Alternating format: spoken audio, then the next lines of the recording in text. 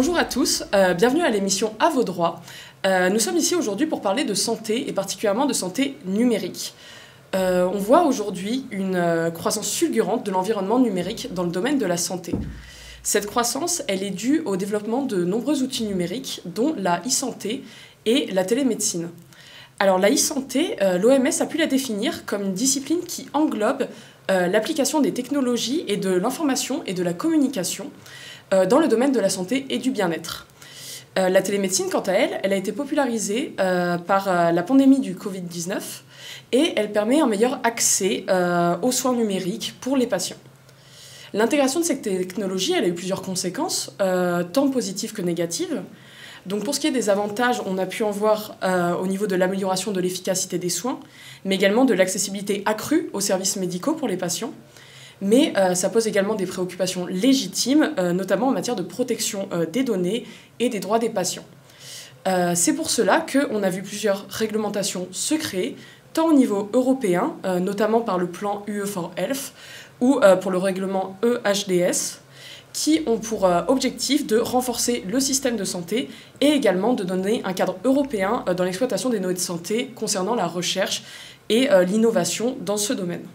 En France, on a également vu plusieurs initiatives se mettre en place, notamment la Health Data Hub ou l'Agence numérique de santé, qui ont pour but de mettre en œuvre des objectifs dans le respect des droits des patients. On voit donc que l'avènement du numérique a eu des répercussions importantes, plus ou moins positives, et qu'il est donc essentiel de comprendre et d'anticiper les défis, tout en saisissant les opportunités que cela peut fournir aux patients.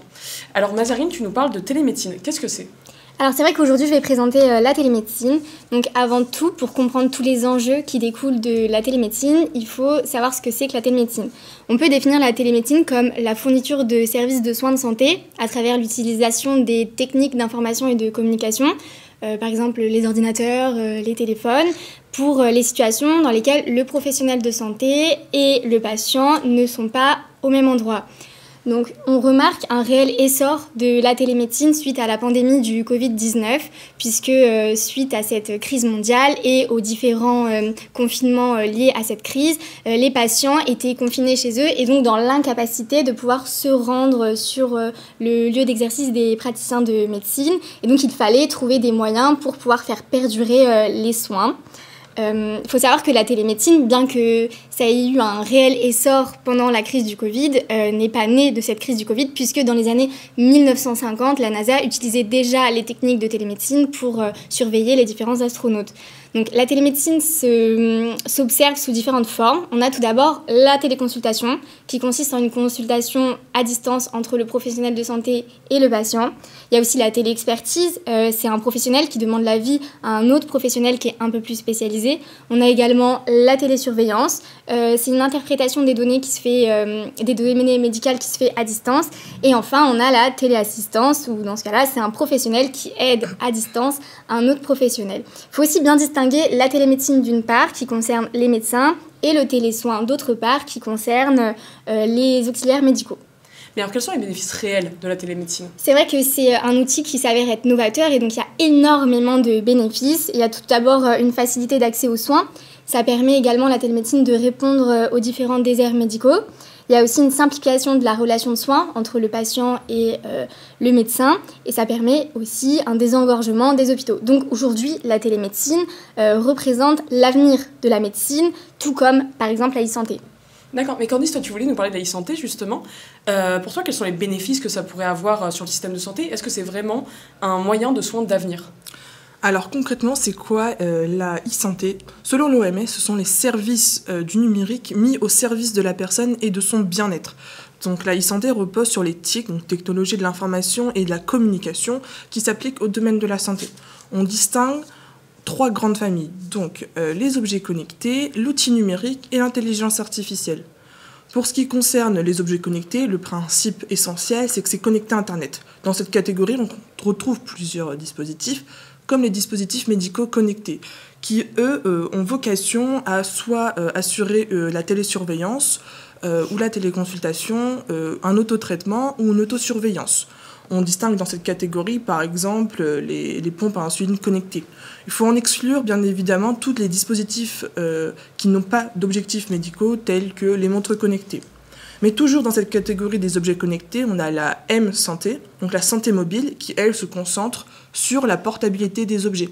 Et là, par exemple, on retrouve les montres connectées qui peuvent prendre le rythme cardiaque, par exemple. On a ensuite la deuxième grande famille, qui est l'outil numérique, qui est là, et c'est un outil électronique tel qu'un logiciel, une application, qui permet d'effectuer une tâche unique. C'est le cas, par exemple, de Doctolib, qui permet de mettre en relation un patient et un professionnel de santé qui souhaite prendre un rendez-vous. Et enfin, la dernière catégorie, c'est l'intelligence artificielle, c'est la plus novatrice. Donc l'intelligence artificielle, pour rappel, elle a vocation à reproduire l'intelligence humaine et ses facultés. On a plusieurs niveaux d'intelligence artificielle. Aujourd'hui, on s'est limité à l'intelligence faible ou étroite. Les deux veulent dire la même chose. Donc c'est-à-dire qu'une intelligence artificielle reproduit une capacité de l'homme. Là, on a par exemple des aides à la prescription médicale ou alors des intelligences artificielles qui permettent de détecter des cancers plusieurs années avant que l'œil humain ne soit capable de le faire. Et grâce à tout ça, on constate quand même que la e-santé a repoussé les limites de la médecine traditionnelle comme on l'entend. D'accord, mais il n'y a pas que du positif à ces pratiques, comme j'ai pu l'évoquer au début de cette présentation. Il peut avoir quand même quelques dérives. Est-ce que vous pourriez nous en parler un peu plus et peut-être nous dire les moyens qui pourraient exister pour contrer justement ces dérives ? Oui, tout à fait. Alors c'est vrai que la télémédecine s'installe comme outil novateur de la médecine. Pour autant, bien qu'elle ait énormément de bénéfices, il y a également énormément de dérives et de difficultés. Parce qu'il ne faut pas oublier que la consultation de télémédecine reste une consultation de médecine classique et donc elle ne doit pas déroger aux règles de consultation classique, c'est-à-dire que l'information qui est donnée du praticien à son patient doit être une information loyale, claire et appropriée. Se pose aussi la question du consentement du patient. Et enfin, tout l'enjeu réside autour également du respect du secret médical.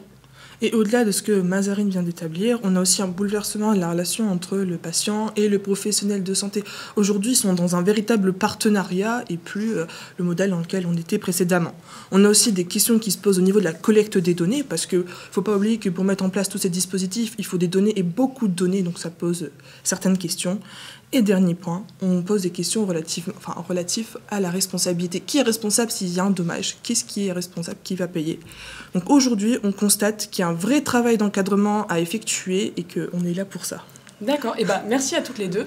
Merci à nos spectateurs pour nous avoir suivis sur ce sujet qui est quand même très intéressant.